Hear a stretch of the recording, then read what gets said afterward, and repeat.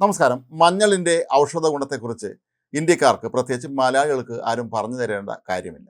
മഞ്ഞളിൻ്റെ ഔഷധ ഗുണത്തെക്കുറിച്ചും അതിൻ്റെ പ്രത്യേകതകളെക്കുറിച്ചും ഒക്കെ തന്നെ നമുക്കെല്ലാം നന്നായിട്ടറിയാം.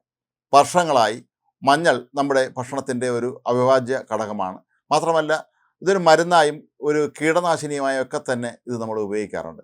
നമ്മൾ കടയിൽ നിന്നുള്ള മുന്തിരി പോലുള്ള പഴങ്ങൾ വാങ്ങിക്കൊണ്ട് വന്നാൽ അത് മഞ്ഞൾപ്പൊടി ഇട്ട വെള്ളത്തിൽ ഒന്ന് കഴിയതിന് ശേഷം ഉപയോഗിച്ചാൽ അത് അണുവിമുക്തമാകും എന്നാണ് പൊതുവെ നമ്മൾ കണക്കാക്കപ്പെടുന്നത്.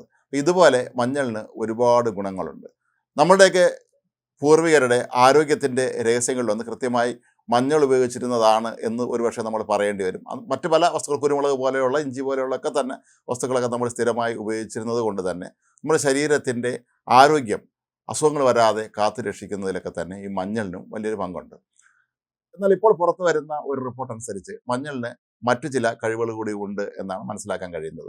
ആ ഗവേഷകർ പറയുന്നതാകട്ടെ, മഞ്ഞളിന് നമ്മുടെ ശരീരഭാരം കുറയ്ക്കാൻ കഴിയുമെന്നാണ്. അതായത് കൊഴുപ്പൊക്കെ ഇല്ലാതാക്കാൻ മഞ്ഞൾ ഏറ്റവും മികച്ച ഒരു ഔഷധമാണ് എന്നാണ് ഗവേഷകർ കണ്ടെത്തിയിരിക്കുന്നത്.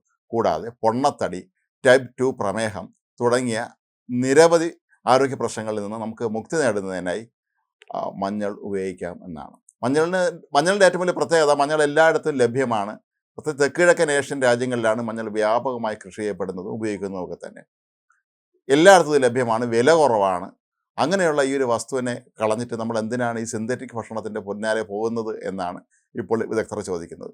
എന്നാൽ മഞ്ഞളിൻ്റെ ഔഷധ ഗുണത്തെക്കുറിച്ചും മഞ്ഞളിൻ്റെ അസാമാന്യമായ ഇത്തരം കഴിവുകളെക്കുറിച്ചുമൊക്കെ നേരത്തെയും വാർത്തകൾ പുറത്തു വന്നപ്പോൾ ശരിക്കും പാശ്ചാത്യ ലോകത്തെ തന്നെ പല വിദഗ്ധന്മാരും ഇത് തള്ളിക്കളയുകയായിരുന്നു. പല മെഡിക്കൽ ജേണലുകളിലും മഞ്ഞളിന് അത്ര വലിയ ഔഷധ ഗുണമൊന്നും ഇല്ല എന്ന രീതിയിൽ അത് സൂചിപ്പിച്ചുകൊണ്ടുള്ള നിരവധി ലേഖനങ്ങളും പലപ്പോഴും പ്രത്യക്ഷപ്പെടുകയും ചെയ്തിട്ടുണ്ടായിരുന്നു. ഏതായാലും ഇപ്പോൾ ഗവേഷകർ പ്രധാനമായും ശ്രദ്ധ കേന്ദ്രീകരിക്കുന്നത് മഞ്ഞളിൽ അടങ്ങിയിരിക്കുന്ന കുർക്കുമിൻ എന്ന് പറയുന്ന ഒരു ധാതുവിനെ കുറിച്ചാണ്. ആ ഒരു വസ്തുവാണ് ഈ മഞ്ഞളിൻ്റെ ഈ ഒരു കഴിവിനെല്ലാം തന്നെ ആക്കം കൂട്ടുന്നത് എന്നാണ് ഇപ്പോൾ ശാസ്ത്രജ്ഞന്മാർ കണ്ടെത്തിയിരിക്കുന്നത്.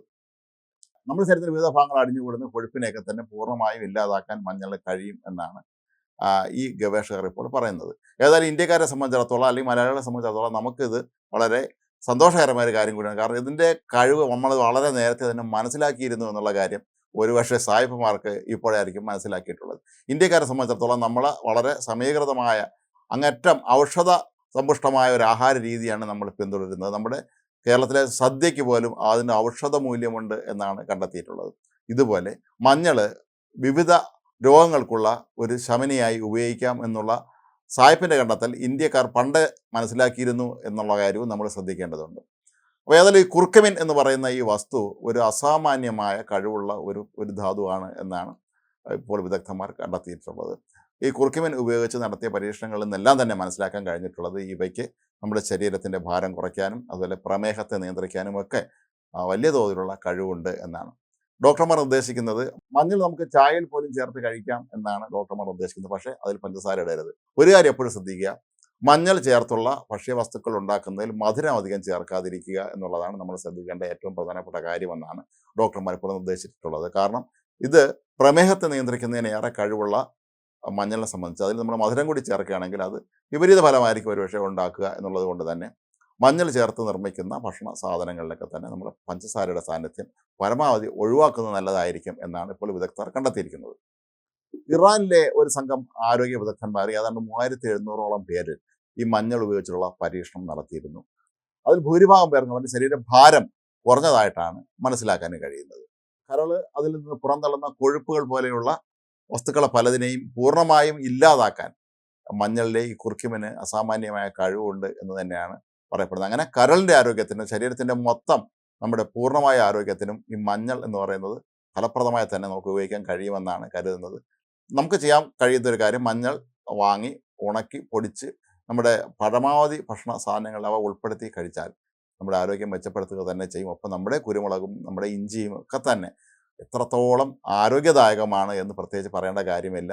ഇവയെല്ലാം ഉപേക്ഷിച്ച് സിന്തറ്റിക് ഭക്ഷണത്തിന് പിന്നാലെ പായുന്ന പുതിയ തലമുറയെ സംബന്ധിച്ചിടത്തോളം അവർ ഇനിയെങ്കിലും നമ്മുടെ നാടൻ രുചികളിലേക്കൊക്കെ തന്നെ തിരിയുകയും ഇത്തരത്തിൽ മഞ്ഞളും കുരുമുളകും ഒക്കെ ചേർത്തുള്ള ഭക്ഷണം കൂടുതൽ കഴിക്കുകയും ചെയ്യുകയാണെങ്കിൽ അവർക്ക് ഭാവിയിൽ അവരുടെ മുതിർന്ന പ്രായത്തിലൊക്കെ തന്നെ ഈ പറഞ്ഞതുപോലെയുള്ള പ്രമേഹമോ അതല്ലെങ്കിൽ പൊണ്ണത്തടിയൊക്കെ പോലെയുള്ള പ്രശ്നങ്ങളിൽ നിന്ന് രക്ഷ നേടാൻ കഴിയും എന്ന് തന്നെയാണ് ഈ ഗവേഷണങ്ങൾ ഇപ്പോൾ തെളിയിച്ചിരിക്കുന്നത്.